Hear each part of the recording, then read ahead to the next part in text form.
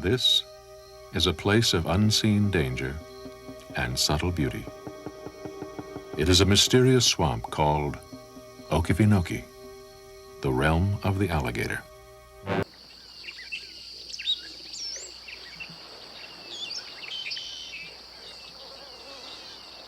Okefenokee, a forbidding place once thought to harbor deadly diseases. It sheltered fugitives and inspired fear and superstition.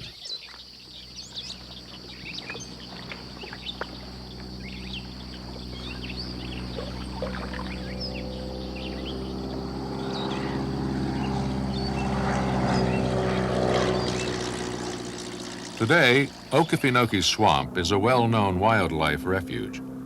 But even for people like biologist-photographer Dr. John Paling, it is not entirely welcoming. Whenever I go back to Okefenokee now, I've got mixed feelings about it. From the air, when you go across it, it looks just so beautiful and so serene and so natural and so appealing. And yet, it can be a place of such contrasts that it seems almost as if man was never intended to be there for long.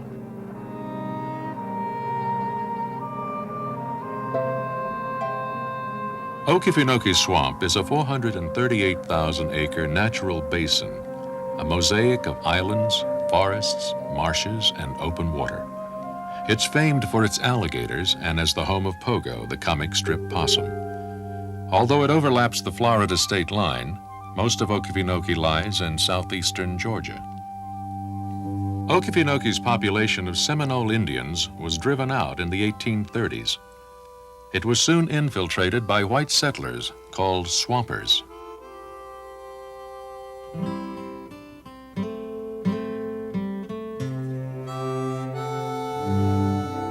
By the 1930s, the swampers were well established here, showing off alligator nests and eggs for visiting photographers. The swampers were a breed apart. Many had few needs or interests outside Okefenokee. Those who knew them admired their simplicity and self-reliance.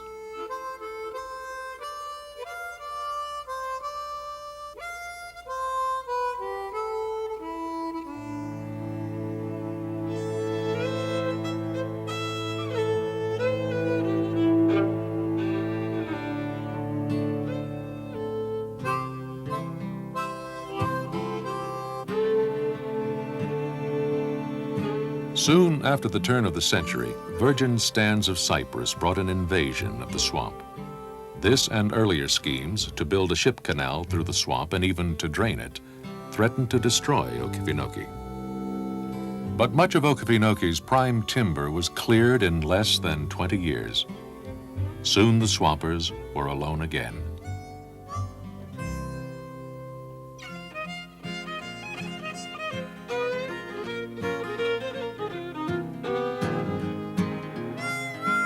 In 1937, Okefenokee was declared a national wildlife refuge. The human residents would eventually leave. One old-timer said, "We have the swamp and that's good, but the swampers are all gone. It's just a shame we can't have both."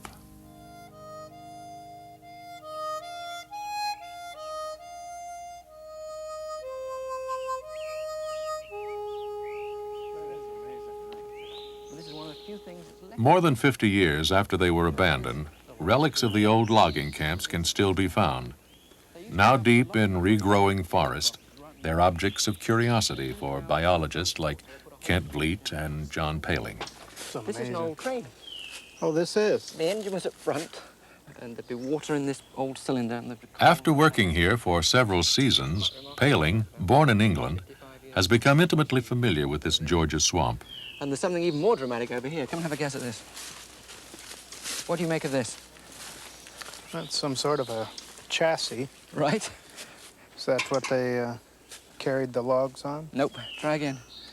Don't forget, we're on an island in the middle of Okefenokee, so try again. Yeah. Some sort of a swamp buggy or something. Almost that. It's a car. They had 3 cars on the island. Really? But That's a heavy duty, isn't it? Heavy chassis. But look how well the car. metal's been preserved. Yeah. And there's another thing to pick out, too. You see why it's so good? It's British. Right-hand drive. It's a Durant car that they brought over on the trains for 3 right? people. Yeah, there were 3 cars they would chug up and down. And this thing is preserved so well. Many cars that are 10 years old don't have a chassis as good as that. Well, that's a very heavy chassis. Right, and it was just to take people up and down. There was a big turpentine still at the end of the island, too. And there was a cinema, there was a barber's shop, all gone now. It's amazing. Yeah. Hardly a trace. When the logging company finished up business, they just tried to get all the people off. When the National Parks, Fish and Wildlife took it, 1937. Although parts of Okefenokee can be traversed on foot, it is better explored by boat. The waters of Okefenokee look like polished ebony, dark but highly reflective. It is a landscape of mirrors, fascinating and surreal.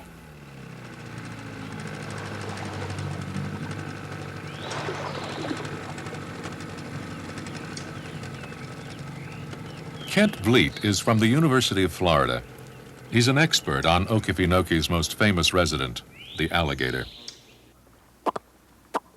You know there's one right in front of us, Joe? Yeah, I can see that one.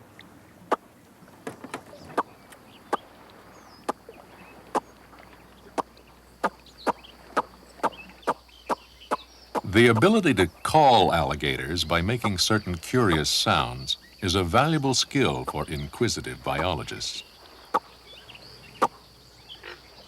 That's coming. Oh, hey. Do they have binocular vision? Can they see 3 dimensions? Only a little small fraction of their total visual field, just in front of their nose, is Wait, is he binocular. coming too close? No. No, he's fine. Wow. Look at Why do our they have alligator. the yellow ring around their eyes? Is there a function that's known for that? A number of aquatic animals have a coloration around the eye like that. Hippopotamuses do.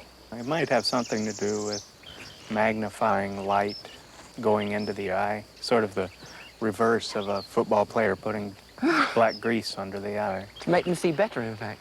It's going to go down? Oh, there he goes. Ah. How long will they stay underwater? They can stay under a good long time. You know, when they're resting in the afternoon, they go down for at least 15 minutes. Right, he's up again, look. Yeah, there it is. In the wintertime, they may stay down for days. Nobody knows. For days and days. I mean, they're really, what, they hibernate? Well, yeah, in a sense, it is a hibernation. Their metabolism slows down so much when they're that cold that they just require almost no oxygen. And they don't eat, obviously, if they... No, they don't eat for several months during the winter.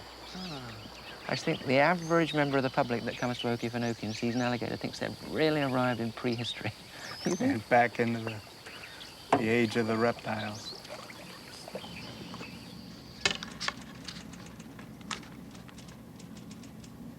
The study of alligator social behavior has occupied Kent Vliet for several years.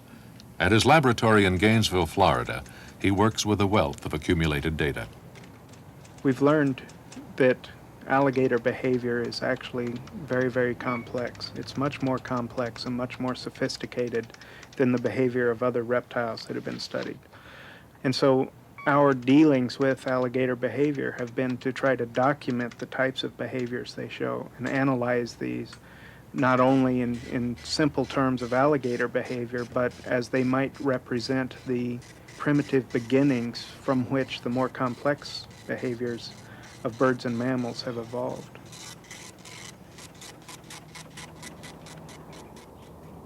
Most of Kent's observations have been made at the St. Augustine Alligator Farm. Several hundred alligators are on display here for the enlightenment of tourists. The farm affords easy access to an otherwise elusive animal. Before that, just to see if the place would work out. Are there many differences between these gator farm alligators and the ones you get in the wild?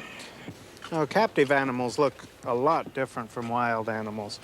The most noticeable difference is that the head of a captive animal is much broader, that you don't have this beautiful elongated snout. That's because captive animals spend so much time on land basking. And at least in old animals like these, the head weighs so much that it just tends to flatten itself out over the years. It spreads out and becomes much broader. Is that what also squeezes the teeth out too? Because they're all showing, very obvious here. They're very toothy animals. Also, all the scales on their back are worn down, much more so than a wild animal would be. And that's just because these animals live in very high densities on farms, and they crawl over each other and just kind of buff each other down all the time.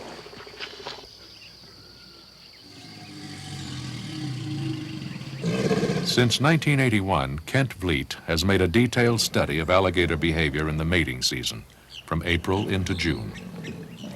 But Kent was not happy with his original vantage point. It was secure, but didn't provide an accurate water-level view. He decided to enter the lake, a procedure not without certain risks. It is possible when you're in the lake that a big male will decide he doesn't want you there and actually come up and try to get you out of his territory. We've had very few problems when I was swimming in the lake, but there's always the potential for an alligator getting a hold of you and doing some real damage. Kent has found that alligators here at the farm are fairly harmless, especially during mating season. And to increase his knowledge, he puts this opinion to a highly meaningful test.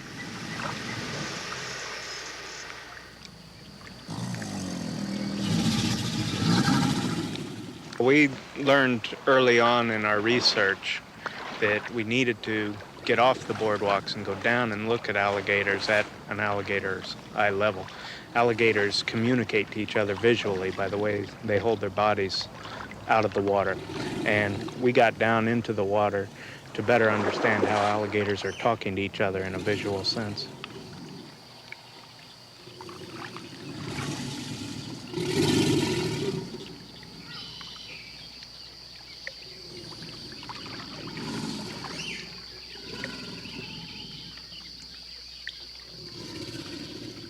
Kent has taken a lot of kidding about being up to his eyebrows in alligators and seeing eye to eye with his study subjects.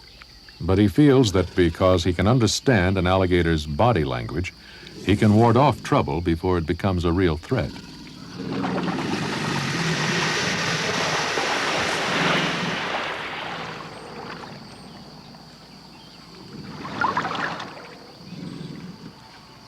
I look for animals that are obviously directing themselves toward me as aggressive animals. The way they tilt their head, how high they hold their body out of the water are all indications if they're being aggressive or not. Not all the animals that come toward me are aggressive. Many are curious, but I still have to treat them all about the same. I can't let them get too close to me. I carry a large, about 5-foot long cypress pole with me, and if an animal does get too close, I just nudge it away. Try to keep it out of strike range.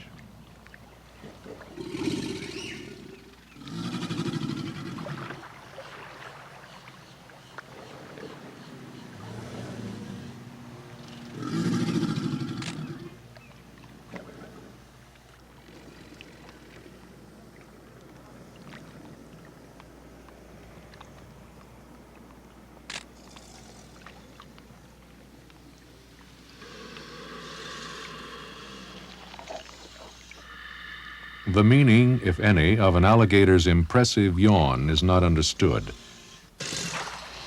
But other behavior, like this head-slapping display, has been deciphered. It is an assertive gesture, advertising an alligator's social position.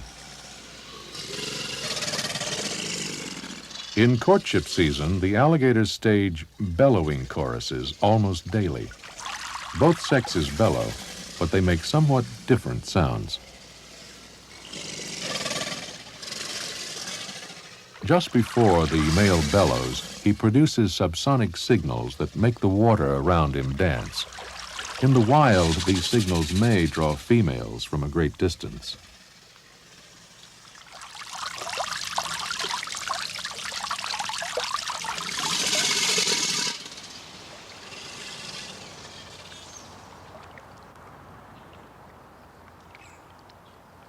Courtship is a quiet and oddly tender process that Kent has sometimes been able to witness at close quarters. Courtship is usually initiated by one animal swimming slowly up to another. And this is a very important stage of courtship because they have to communicate to each animal that they have non-aggressive intentions. And secondly, they go into a period of touching one another along the face and neck, and they really orient each other to each other's head and neck. In the third phase of courtship, these touching behaviors become more exaggerated and the animals start pressing each other down underwater. And these are real tests of strength between the two animals.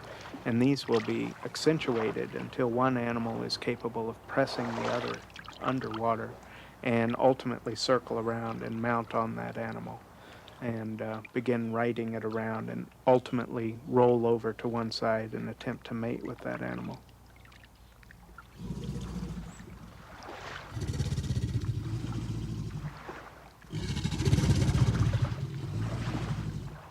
However they behave, alligators have reproduced quite successfully in Okefenokee. Here until the 1970s, they were badly hit by poachers. Now, stiff laws protect a population that has grown to about 12,000. In summer, bubbling gases are like the heartbeat of Okefenokee. Beneath the dark waters is a thick layer of decomposing vegetation called peat.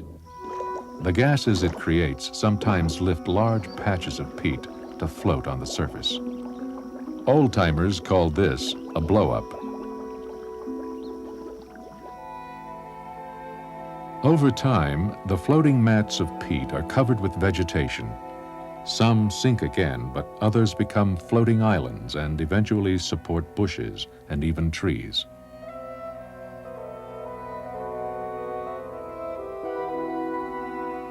Ultimately, the trees take root and new land is created.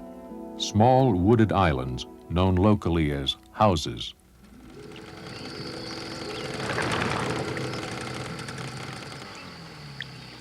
Okefenokee is an Indian word that means land of the trembling earth. John Paling shows how fitting the name is when he lands on a young floating island.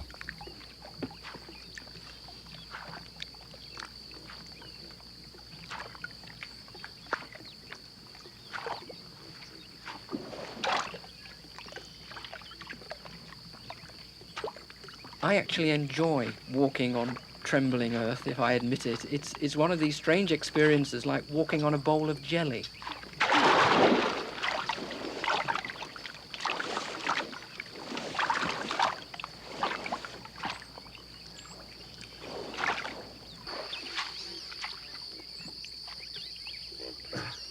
The waters of Okefenokee are highly acid, about as acidic as strong tea and much the same color. Conditions favor the growth of insect-eating plants that are found here in great variety. This pitcher plant lures insects to its hollow tubular leaf with nectar.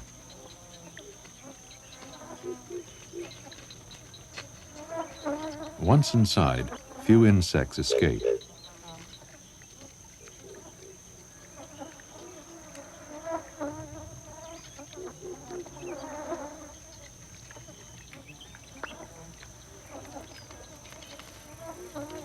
They're fooled by light from the translucent windows that line the back of the tube. They exhaust themselves trying to get out. Eventually, the insects fall to the bottom of the tube. There they are dissolved by acid secretions, and the plant absorbs them.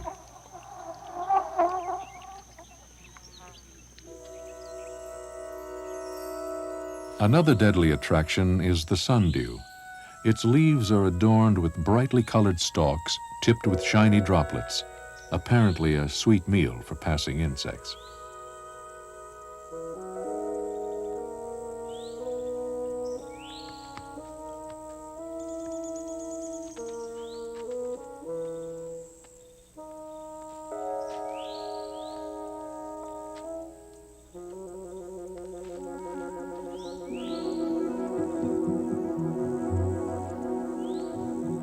But hungry insects soon become entangled. Escape is impossible when the plant finally closes to digest its victim.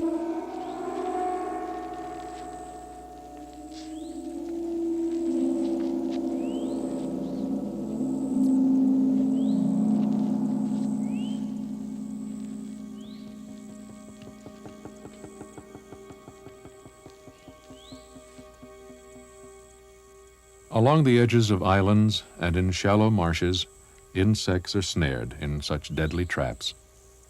When it's all over, there will be nothing left of them except their indigestible husks.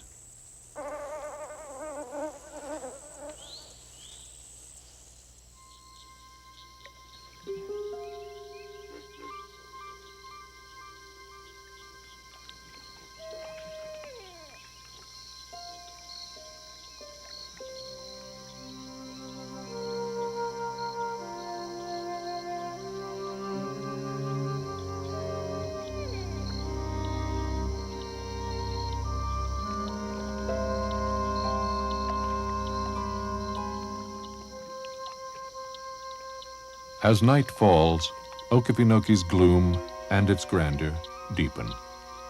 100 million years ago, the alligator's ancestors thrived in prehistoric swamps. As far as we know, they looked much as they do today. The eyes of the alligator are highly reflective. They shine with an eerie glow in the night.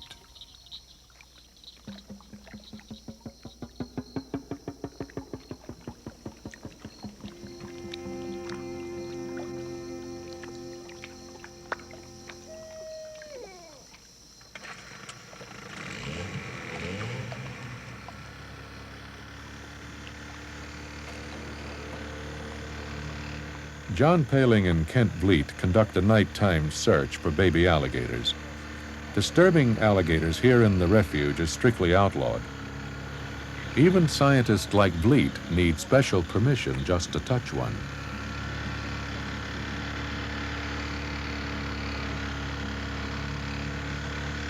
Let's cut off the engine for a minute and get some peace.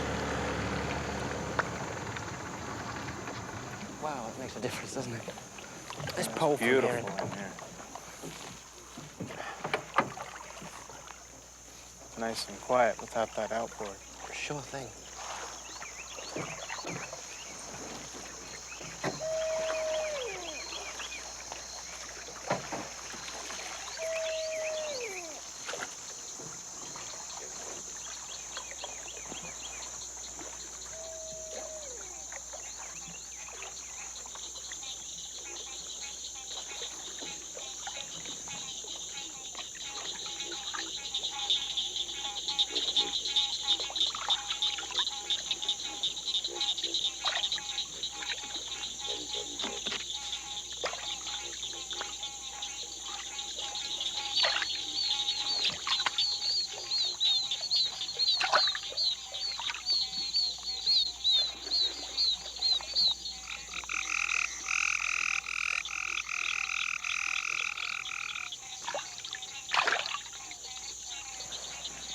You seen any gators yet or not?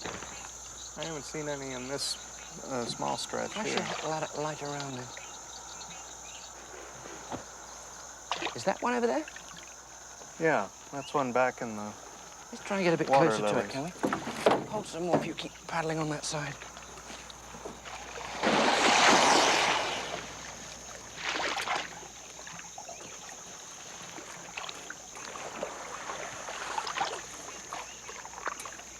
Unlike the closely related crocodile, alligators rarely attack man. There are only about a half dozen fatalities on record, and there has never been a serious incident in the Okefenokee Refuge. Even so, there's a certain tension whenever they're about.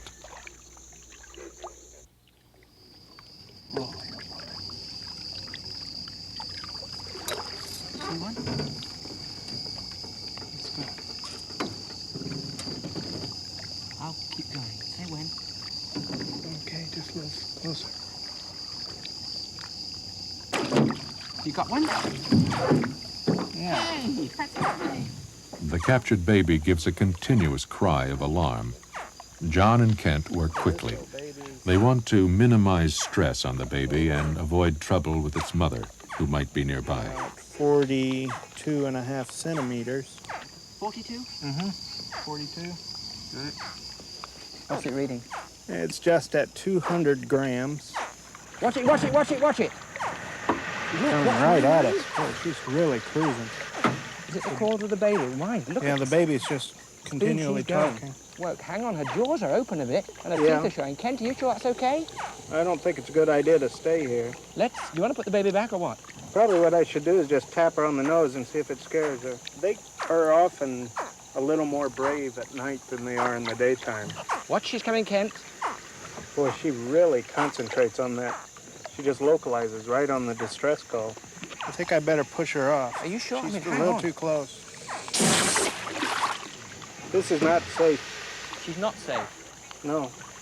How about just putting the baby back? Don't you think that's the best idea? Yeah, we're Okay. definitely at a disadvantage.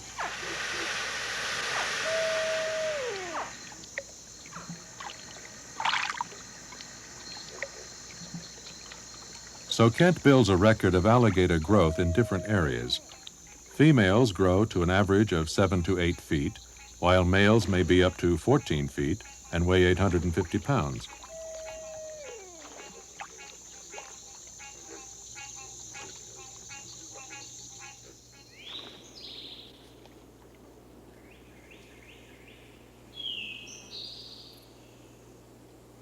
Not all of Okefenokee's wonders are found in the marshes. John Paling explores a pine forest in search of the red-cockaded woodpecker. The birds are endangered and difficult to find. They live in groups of 3 or more, and each of these so-called clans requires about 200 acres of home range. This small woodpecker, only 7 inches in length, has become famous for its finicky habits. It will only make holes in old pine trees that are usually infected by a certain disease, red heart fungus. The fungus softens the tree's inner core, making the woodpecker's work easier.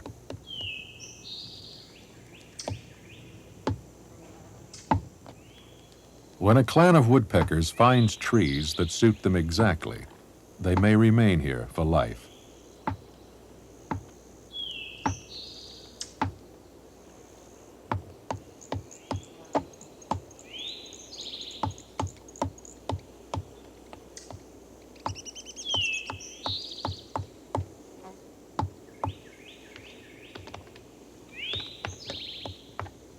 The woodpeckers keep busy, however, carrying out a fascinating scheme for survival. They constantly make fresh holes in the trees, causing them to exude a thick coating of resin. It's a sharp and smelly substance, the main ingredient of turpentine. The woodpecker's nest hole is surrounded by resin, and it's always located on the western side of the trunk, where the heat of the sun will help keep the resin moist and fresh. The reason for all this only becomes clear with the appearance of a predator, like this corn snake.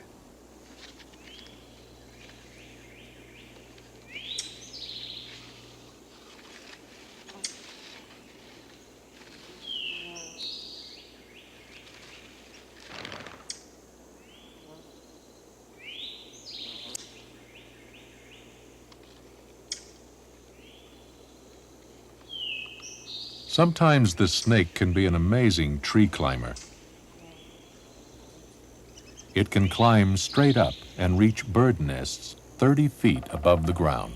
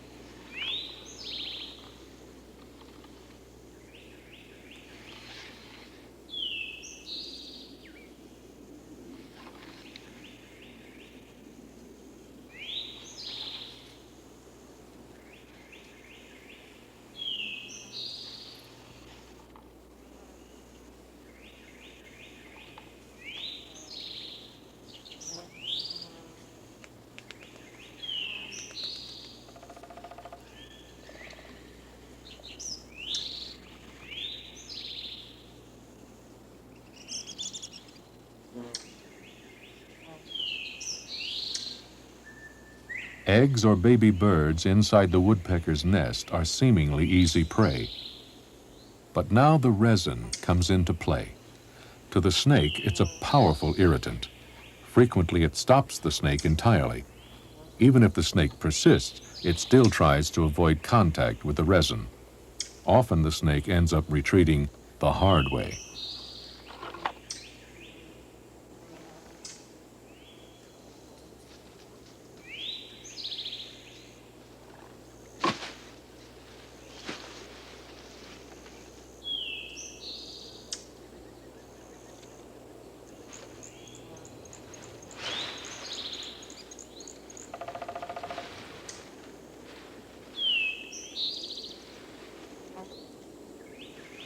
Such moments of threat and drama frequently interrupt the tranquility of Okefenokee. The predator in one situation can become prey in the next.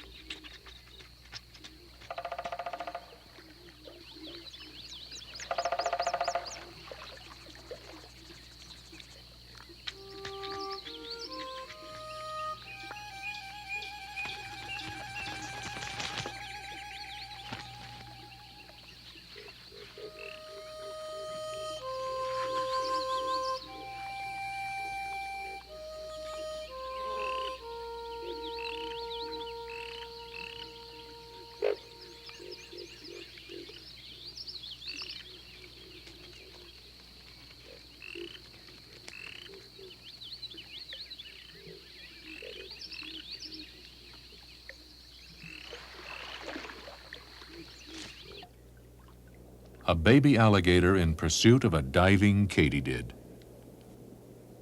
Hiding underwater, the katydid is safe temporarily, but after 2 minutes or so, it must come up for air.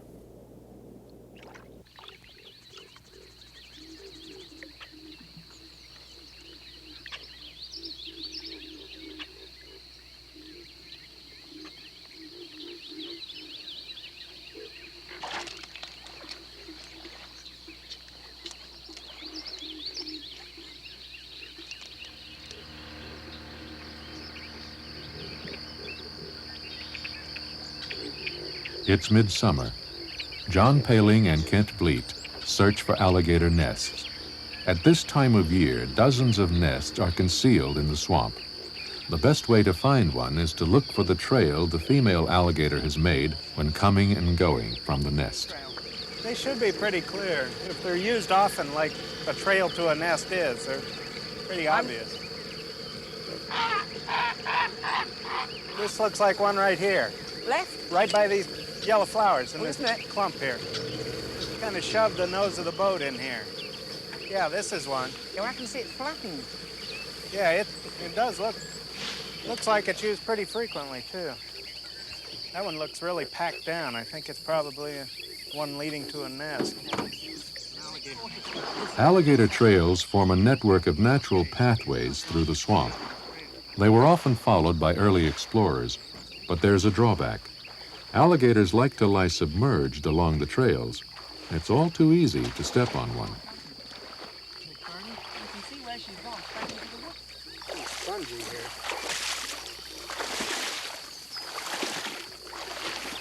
Beautiful flowers, aren't they?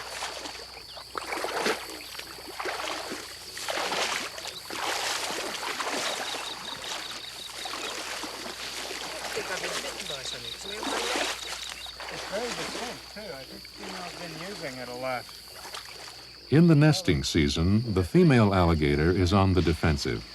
She herself has nothing to fear, but her eggs are highly vulnerable. Scavengers often attack the nest. Wait a minute. Here's the nest. No, I think they've been eaten. Something's gotten into the nest and eaten the eggs. What would eat these then? Probably either raccoons or black bears. Black bears eat a lot of alligator nests here. But, I mean, raccoons and bears wouldn't, swim and wade through this stuff? I mean, there could be one living in this island, or he may have moved from island to island. It's hard to say if there's a black bear or a raccoon, though.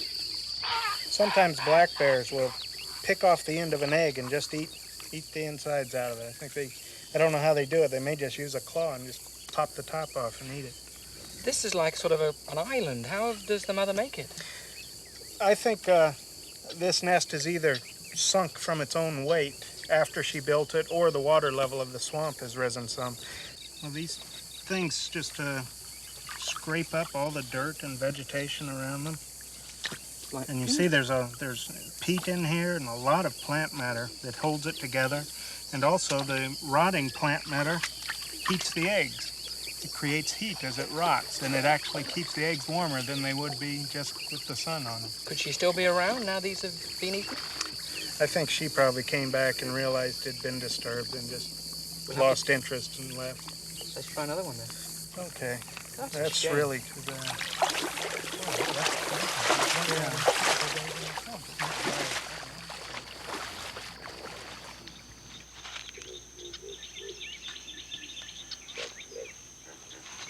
Often the female alligator is not far from the nest, and when she discovers an intruder, she can be highly aggressive.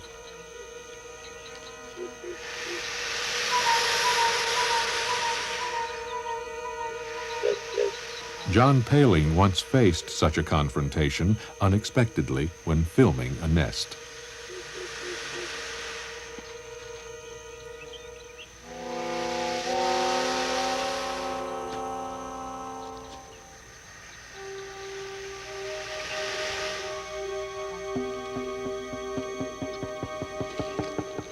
This was, in Paling's understated words, a moment of surprise and serious concern. It ended only when he backed off, leaving the nest to its rightful owner.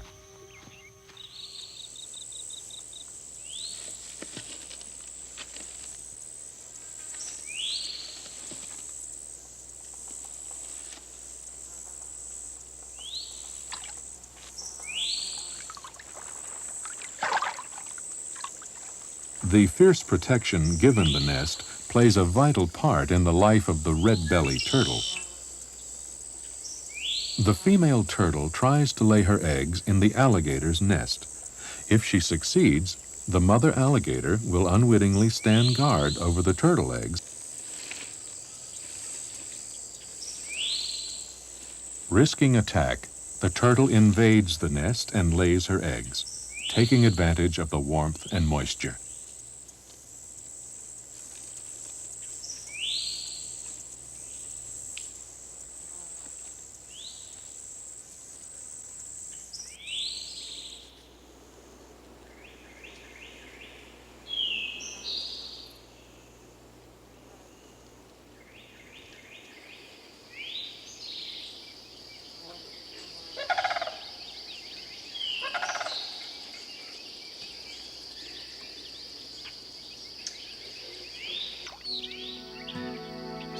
The female turtle has done her part.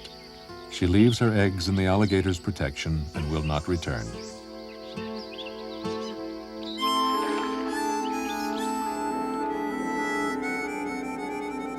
For otters, turtles are handy and long-suffering playthings.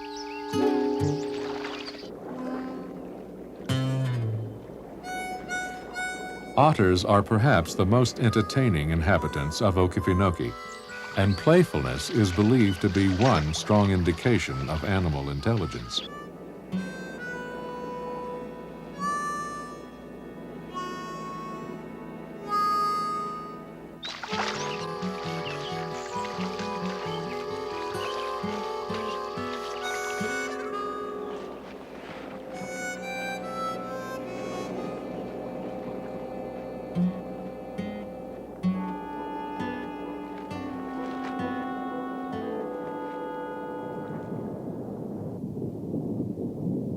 Violent thunderstorms often rake Okefenokee in summer, and during a dry period, lightning can set the swamp ablaze.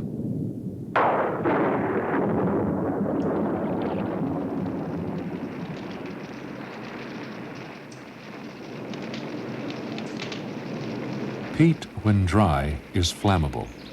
It can burn slowly and steadily for months at a time, so fire eats away the land in Okefenokee.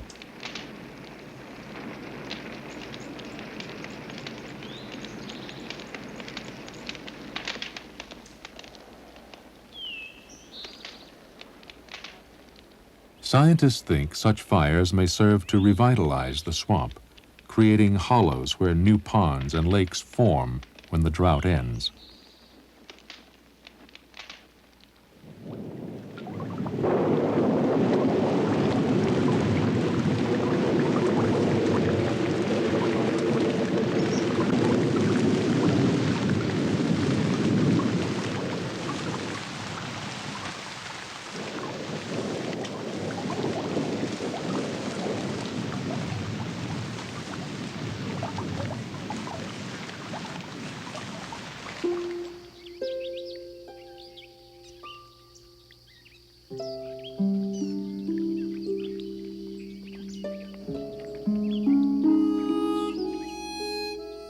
Recovery after a fire is swift.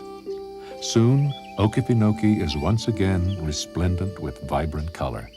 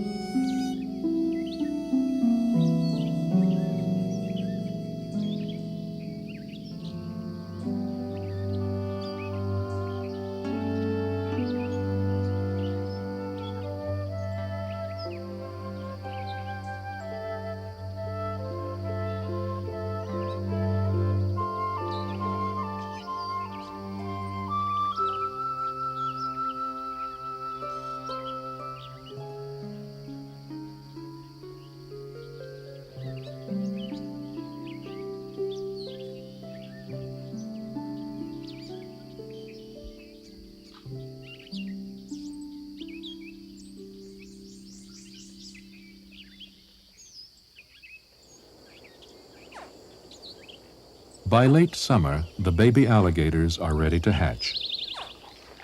It has taken about 9 weeks for the eggs to incubate. A chorus of cries from the nest brings the mother alligator to assist her young. The baby turtles may also be hatching at the same time.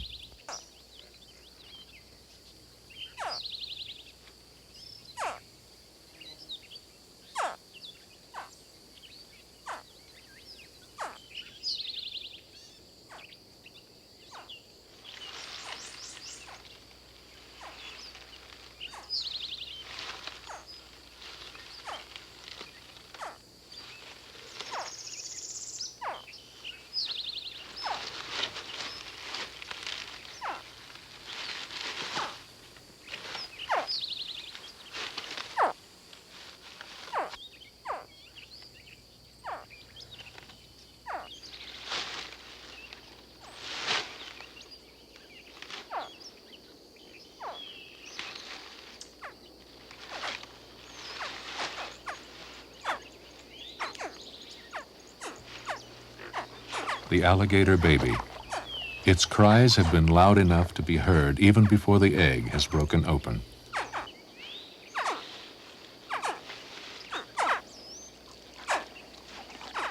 Interestingly enough, the sex of baby alligators is determined by the temperature surrounding the eggs. Above 90 degrees Fahrenheit, only males develop. Below 87.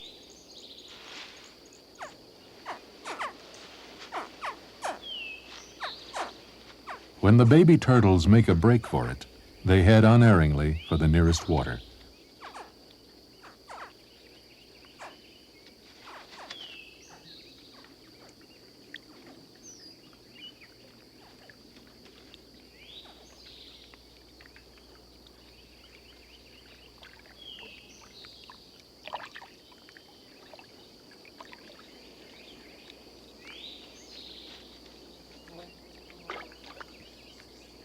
When all this is over, a new generation of both turtles and alligators begins life in Okefenokee.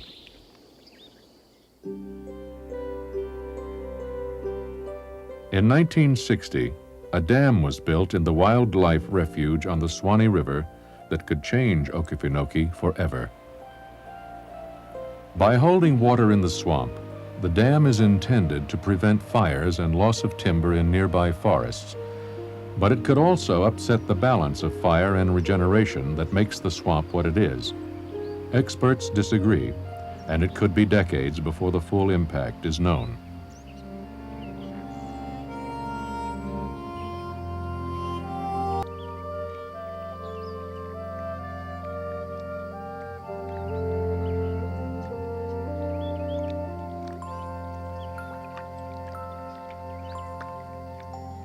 At this age, the young alligators are vulnerable to many predators.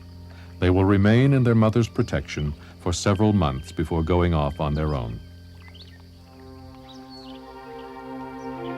So the alligator has survived on Earth long before the time of man, and with sufficient human knowledge and concern, the alligator will remain an ancient and durable survivor of the distant past.